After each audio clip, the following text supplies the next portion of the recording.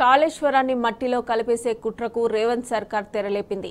మేడిగడ్డ సాకుగా చూపి కేసీఆర్ కట్టిన ప్రాజెక్ట్ కూలిపోయిందని ప్రచారానికి ఎత్తులు వేస్తోంది. మరమ్మతులకు అవకాశమున్నా, నీటిని ఎత్తిపోసే అవకాశమున్నా ఉద్దేశపూర్వకంగా పక్కకు పెట్టి తెలంగాణ రైతాంగాన్ని బలిపీఠంపైకి నెడుతోంది.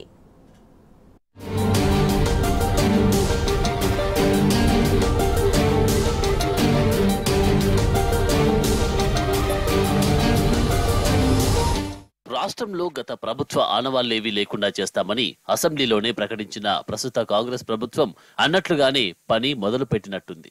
బీఆర్ఎస్ పై రాజకీయ కక్ష సాధింపు కోసం విలువైన తెలంగాణ సంపదను మట్టిపాలు చేసే కుట్రలు జరుగుతున్నట్టు తెలంగాణ వాదులు అనుమానిస్తున్నారు. ప్రపంచంలోనే అతిపెద్ద ఎత్తిపోతల పథకమైన కాళేశ్వరం ప్రాజెక్టుపై మొదటి నుంచి అక్కసు వెలగెక్కుతున్న కాంగ్రెస్ మేడిగడ్డ బరాజ్ కుంగుబాటును సాక్షిగా చూపి మొత్తం ప్రాజెక్టుని మట్టిలో కలిపేయాలని ప్రయత్నిస్తుందని నిపుణులు ఆందోళన వ్యక్తం చేస్తున్నారు.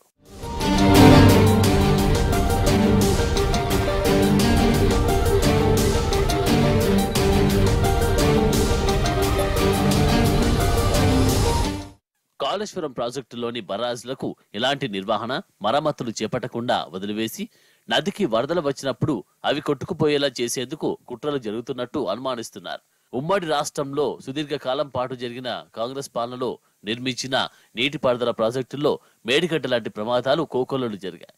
కానీ వాటిని తొక్కిపట్టి ఇప్పుడు కేవలం రాజకీయ కక్ష సాధింపు చేసేందుకే ప్రజల ఆస్తులను ధ్వంసం చేసేందుకు కూడా రేవంత్ రెడ్డి ప్రభుత్వం కుట్రలు చేస్తుందని నిపుణులు ఆరోపిస్తున్నారు.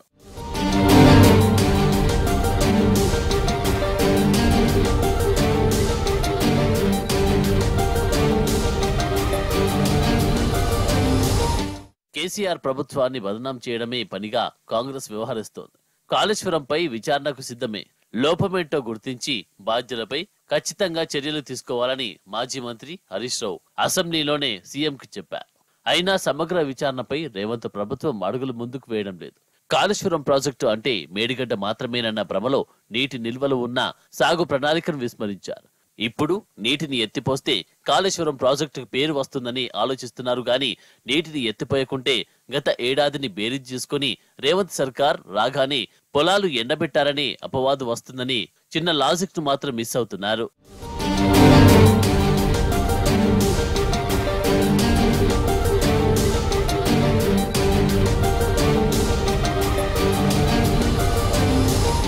అటు మేడిగడ్డపై విచారణ చేసి విజిలెన్స్ విభాగం ప్రభుత్వానికి నివేదిక ఇచ్చింది. అందులో కొన్ని వివరాలు గందరగోళంగా ఉన్నాయని నిపుణులు చెబుతున్నారు. ఎగ్జిక్యూటివ్ ఇంజనీర్ ఎగ్జిక్యూట్ మాత్రమే చేస్తారు. ఏజెన్సీతో ఒప్పందం చేసుకునేది ఎస్సీ. ఈ క్రమంలో ఎస్సీ ఇచ్చే కంప్లీషన్ సర్టిఫికేట్ చెల్లుతుంది గాని ఎగ్జిక్యూటివ్ ఇంజనీర్ ఇచ్చే కంప్లీషన్ సర్టిఫికేట్ ఎలా చెల్లుతుందనేది నివేదిక రూపొందించిన వారే చెప్పాలి. అసలు ఎందుకు కుంగిందనే దానిపై నిర్దిష్టమైన కారణాలు నివేదికలో లేవని ముక్తకంఠంగా నిపుణులు అంటున్నారు. దానికి బాధ్యులెవరు అని కనీస ముక్తాయింపు లేకుండా విజిలెన్స్ నివేదిక ఉన్నదని చెప్తున్నారు. దీంతో విజిలెన్స్ నివేదిక ఆధారంగా ప్రభుత్వం చర్యలు తీసుకునే పరిస్థితి కూడా లేదని సాగునీటి రంగ నిపుణులు తెలిపారు. 2 నెలలుగా కాంగ్రెస్ ప్రభుత్వం దీనిపై ఏమీ తేల్చలేదని స్పష్టమవుతున్నది.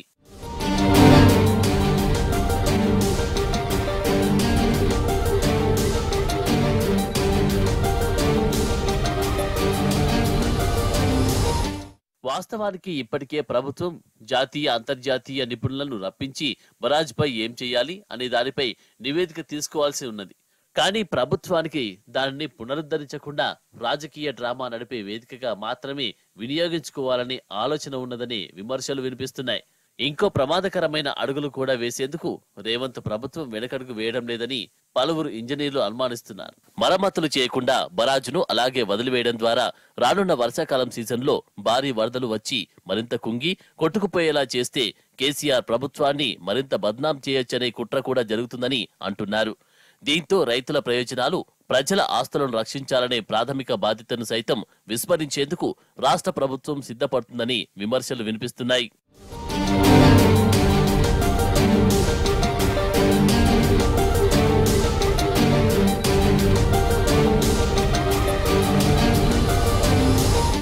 ఇప్పటికీ మేడిగడ్డ వద్ద ప్రాణహిత ప్రవాహం కొనసాగుతున్నది. ఈ క్రమంలో మేడిగడ్డ నుంచి అన్నారం, అటు సుందిళ్లకు నీటిని ఎత్తిపోసుకునే అవకాశాలు పుష్కలంగా ఉన్నాయి. అంతెందుకు పొద్దున లేస్తే కేసీఆర్ ప్రభుత్వాన్ని విమర్శించే వీఆర్ఎస్ తీసుకున్న ఓ ఐఏఎస్ కూడా బరాజు లేకుండా నీటిని లిఫ్ట్ చేయొచ్చు అని గతంలోనే సెలవిచ్చారు. టీడీపీ కాంగ్రెస్ ప్రభుత్వాలు నిర్మించిన దేవాదుల ప్రాజెక్టులో కూడా ఇలాంటి నిల్వ లేకుండా కేవలం ఇండెక్స్ పాయింట్ వద్ద చిన్నపాటి గుంతలో నీటిని నిల్వ చేసి ఎత్తిపోశారు. దీంతో ఇప్పుడు మేడిగడ్డ వద్ద కూడా నీటిని ఎత్తిపోసేందుకు సాంకేతికంగా అవకాశాలున్నాయి. ఎలాగూ అన్నారంలో 2.50 టీఎంసీలు, సుందిలలో 2.13 టీఎంసీల నీటి నిల్వ ఉన్నది. రానున్న వేసవిలో సాగు, తాగునీటికి ఎల్లంపల్లి, మిడ్మానేరు, ఎల్ఎండి కీలకం కానున్నాయి. ఈ క్రమంలో ఇప్పుడు వాటిలో నిల్వలు పెంచుకోవడం, దిగువ వరకు చెరువులు నింపుకుంటే వచ్చే వానాకాలం వరకు ఎలాంటి సమస్య ఉండదు. గతంలో కేసీఆర్ ప్రభుత్వం చేసింది కూడా ఇదే. అందుకే మండు వేసవిలో కూడా చెరువుల్లో జలసిరి కనిపించింది. ఈ వాస్తవం తెలిసినా అలా చేస్తే కేసీఆర్ ప్రభుత్వానికి పేరు వస్తుందని కక్షతో రేవంత్ సర్కార్ తెలంగాణ రైతుల ప్రయోజనాలను పణంగా పెడుతుందని విమర్శలు వ్యక్తమవుతున్నాయి.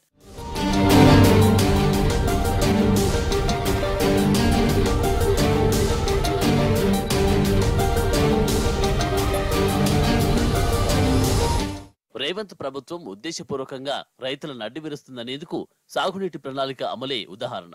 ప్రతి సీజన్ కు ముందు నీటిపారుదల శాఖ ఇంజనీర్లు ప్రాజెక్టుల వారీగా నీటి నిల్వలు, తాగునీటి అవసరాలు, డెడ్ స్టోరేజ్ వంటివి బేరీజు వేసుకొని ఆయా ప్రాజెక్టుల కింద ఎంత ఆయకట్టుకు సాగునీరు అందిస్తామని దానిపై state level committee for integrated water planning management సమావేశంలో చర్చించి నిర్ణయిస్తారు.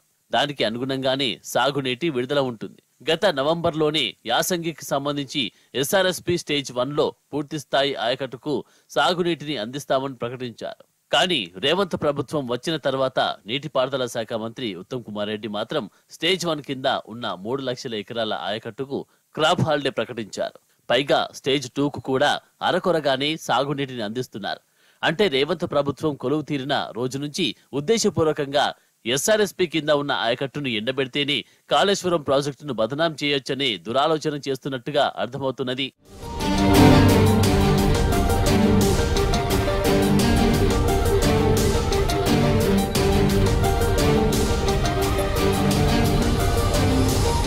కాళేశ్వరం ప్రాజెక్టులో గోదావరి జలాలను ఎత్తిపోసే అవకాశమున్న దరిమిలా రానున్న వేసవిలో సమస్య తలెత్తకుండా పంటలు వేసుకున్న వారికి చివరి దశలో సాగునీటి సమస్య రాకుండా 10 టీఎంసీలనైనా ఎత్తిపోసుకుందామని నీటిపారుదల శాఖ ఇంజనీర్లు మంత్రి ఉత్తమ్కు సూచించారు.